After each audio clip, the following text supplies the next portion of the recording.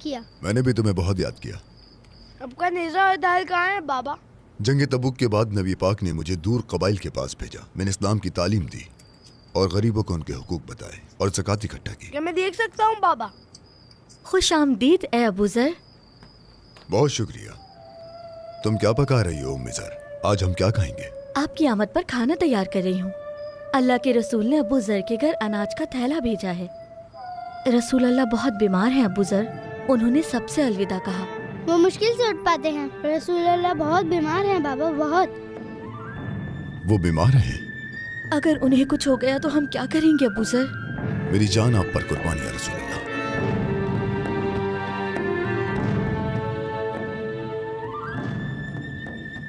تنزيل من رب العالمين أفبهذا الحديث أنتم مدحنون وتجعلون رزقكم أنكم تكذبون فلولا إذا بلغت الحلقوم وأنتم حينئذ تنظرون ونحن أقرب إليه منكم ولكن لا تبصرون فلولا إن كنتم غير مدينين فارجعونها إن كنتم صادقين فأما إن كان من المقربين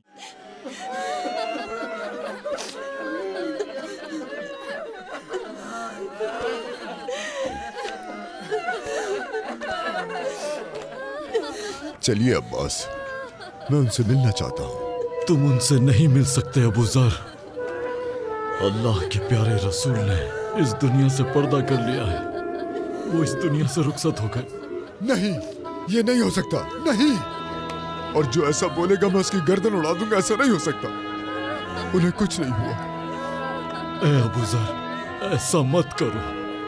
जब उमर ने ये सुना तो उसकी भी यही हालत थी, लेकिन अबू बकर ने कहा अल्लाह के रसूल इस दुनिया से रुखसत हो गए और उन्होंने हमें ये तालीमात दी है कि सिर्फ अल्लाह की इबादत करनी है। अल्लाह हमेशा से और हमेशा रहेगा। या रसूल अल्लाह, या रसूल अल्लाह, आपने मुझे अकेला छोड़ दिया। अब मैं अकेला रह गया।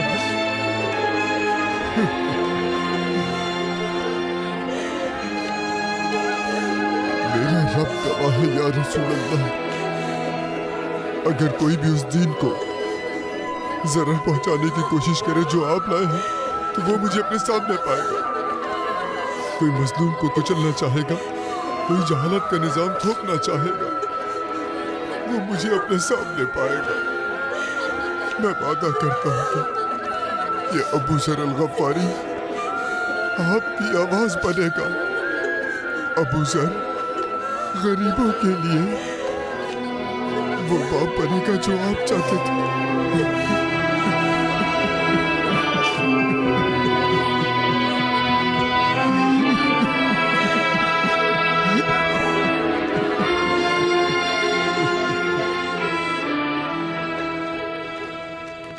ए अबू ज़र,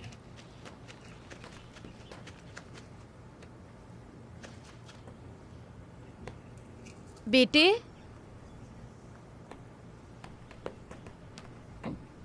खुश आमदीद।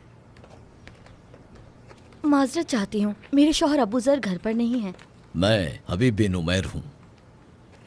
ये खलीफा ने भेजा है।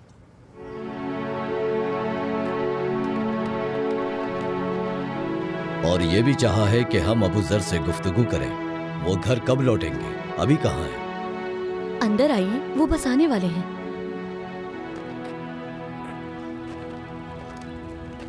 अबू ज़र, ओ अबू ज़र, पैगंबर के दौर में ऐसा नहीं था। नाइंसाफ़ी की हवाएं चल पड़ी हैं और दुनिया हमारे लिए बेइंसाफ हो गई है। हम जानते हैं कि जब कोई मुसलमान भूखा होता तो नबी अपने पेट पर पत्थर बांध लेते। तुमने भी ये देखा और मैंने भी। और ख़ासकर अबू बकर और उमर के दौर में वो एक लुक़मा तक नहीं खाते थे जब कोई भूखा होता था। नाइंसाफ़ी की हवाएं चल पड़ी हैं। सब कुछ बदल गया है। अगर तुम वो ना करते जो तुमने नबी को करते देखा तो हम समझते कि मोहम्मद कभी आए ही नहीं। अबू जर नाइंसाफी की हवाएं बहुत तेज चल रही हैं और कोई नहीं बचा जो हम गरीबों के बारे में भी सोचे।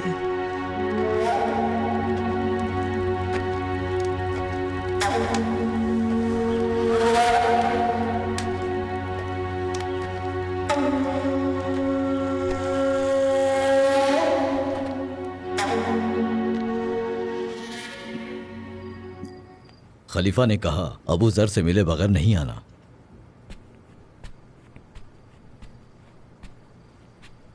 आखिर तुम्हारे खलीफा क्या चाहते हैं? अबू जर,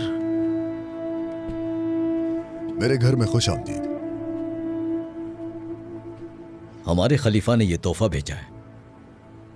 वो इस बात से खुश नहीं कि आप पहाड़ों के किनारे एक घर में रहते हैं। वो चाहते हैं कि आप एक बेहतर जगह पर रहें।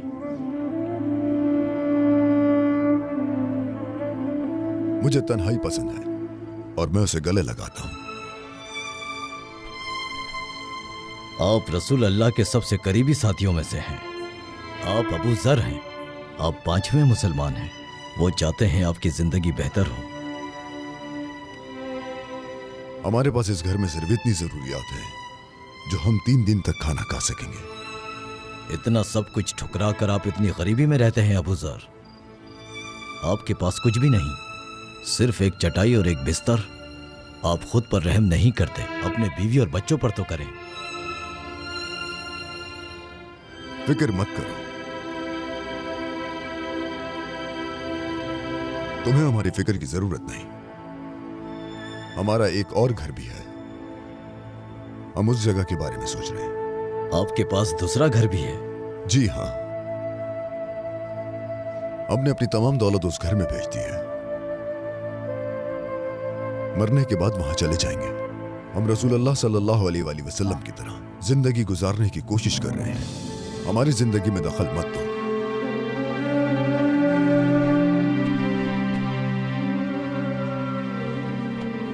ये तोहफा वापस ले जाओ। इन्हें उन गरीबों को दे दो जो भूख से मर रहे हैं, मुझे नहीं। अबू जर, हम सिर्फ पैगाम रसाएं। खलीफा ने हुक्म दिया है कि आपको शाम भेज दिया जाए। हमें शाम भेज दिया जाए? जी हाँ। तुम्हारे खलीफा मेरी तेज जबान से छुटकारा चाहते हैं या फिर वो ये अपनी भलाई के लिए कर रहे हैं? खलीफा को जाके ये बता दो जाके ये खलीफा को।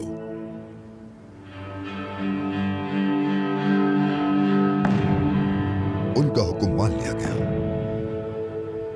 अगर मैं अपने आका के वो अल्फाज याद नहीं रखता जो उन्होंने फरमाए कि तुम अपने हुक्मरानों की इताअत करो, तो मुझे यहां से कोई नहीं निकाल सकता था।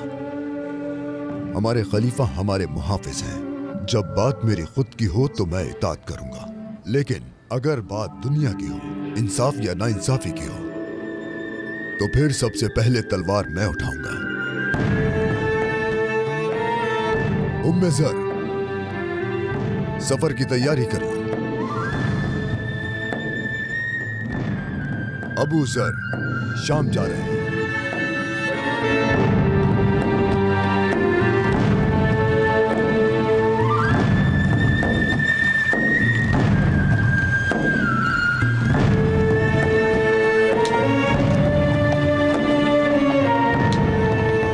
अस्सलामु अलैकुम। वालेकुम अस्सलाम। ए मुसाफिर, अल्लाह की राह में इस गरीब को कुछ सदका करो। अल्लाह तुमसे राजी।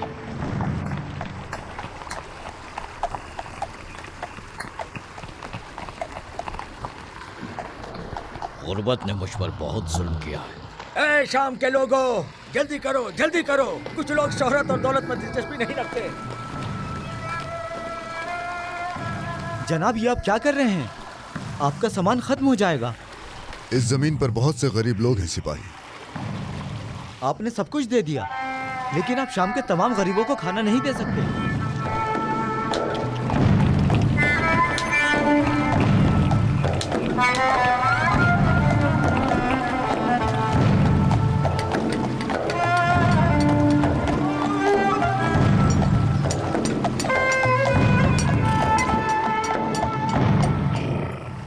जनाब, ये घर शाम के गवर्नर मुआविया ने आपके लिए दिया है। क्या ये तुम्हें मुआविया ने कहा था? जी हाँ, उन्होंने कहा कि आप रसूल अल्लाह के करीबी दोस्त हैं। ये घर आपके लिए मुनासिब रहेगा। चाहे कुछ भी हो जाए, अबू ज़र ऐसे घर में हरगिज नहीं सोएगा। सिपाही, मुझे मुआविया के पास ले चलो। चलो।